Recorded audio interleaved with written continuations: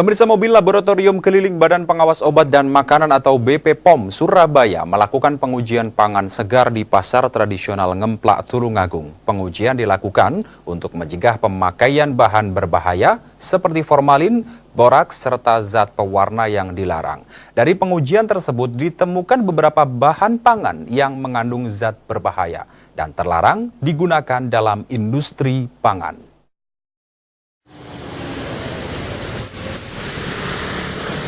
Penggunaan bahan seperti zat pewarna tekstil, formalin, serta boraks pada makanan dan minuman bila dikonsumsi masyarakat sangat merugikan kesehatan. Terlebih jika digunakan berulang-ulang akan menyebabkan penyakit kanker. Untuk memastikan apakah pangan segar mengandung bahan berbahaya atau tidak, Badan Pengawas Obat dan Makanan BPOM Surabaya melakukan pengujian pangan segar di pasar tradisional Ngemplak Tulungagung. Dalam pengujian tersebut, petugas mengambil sampel ikan, teri, terasi, serta daging yang diindikasikan mengandung bahan berbahaya. Sampel-sampel tersebut diambil dari pedagang maupun konsumen yang berada di pasar tradisional Ngemplak Tulungagung.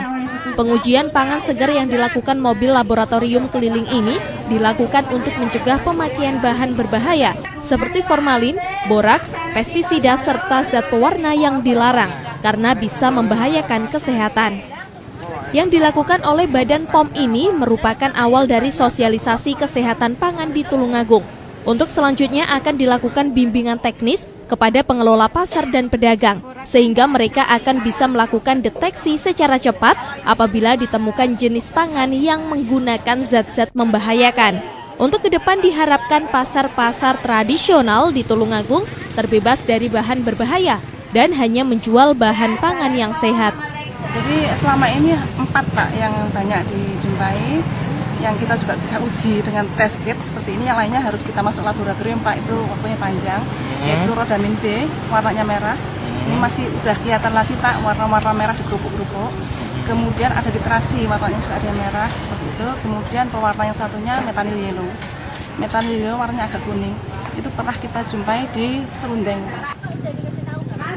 Dari hasil pengujian di pasar tradisional Ngemplak ditemukan kerupuk yang mengandung rodamin B, yaitu bahan pewarna sintetis yang biasanya digunakan untuk industri tekstil dan kertas. Selain itu juga didapati ikan layur yang mengandung boraks.